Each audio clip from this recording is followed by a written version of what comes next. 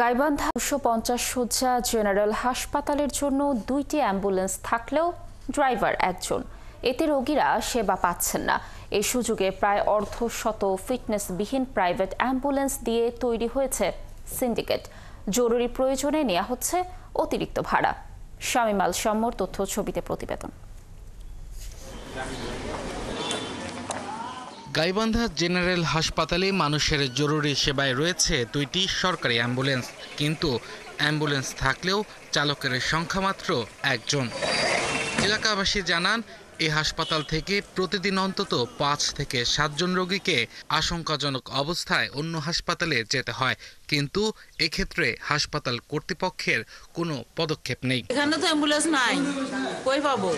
এখানে অ্যাম্বুলেন্স একটাও নাই, চাইলেও পাইনি, আমরা আমার দামে দেয় না সব। স্বজনরা আরও জানান, ব্যবস্থাপনার ঘাটতির সুযোগ নিয়ে একটি চক্র এই হাসপাতালে বেসরকারি অ্যাম্বুলেন্সের ব্যবসা গড়ে তুলেছে।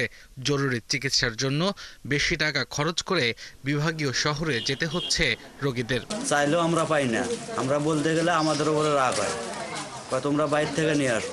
সরকারি অ্যাম্বুলেন্স তো এখানে পাওয়া যায় না, বাইরে অ্যাম্বুলেন্স নিতে হয়, কিন্তু ওটা বেশি দামে নিতে হয়। গাড়ি ছোট, লোক কম আসে, যাওয়া যায় না। সদর হাসপাতাল, সেখানে একটা অ্যাম্বুলেন্স নাই, রোগীর জন্য বাইরের অ্যাম্বুলেন্স নিয়ে এসে বিজনেস করতেছে সদর হাসপাতালে। দ্রুত জনবল সংকট ও চিকিৎসা সেবার মান উন্নয়নের দাবি জানিয়েছেন সামাজিক সংগঠন ও বৈষম্য বিরোধী ছাত্র আন্দোলনের নেতারা।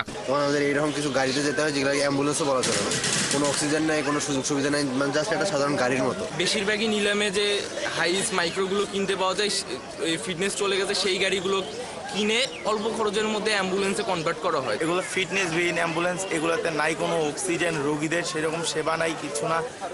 ড্রাইভার যারা ড্রাইভ করে তাদেরও ড্রাইভিং লাইসেন্স নাই, ছোট ছোট প্লাবানকে দিয়ে এইরকম করায়।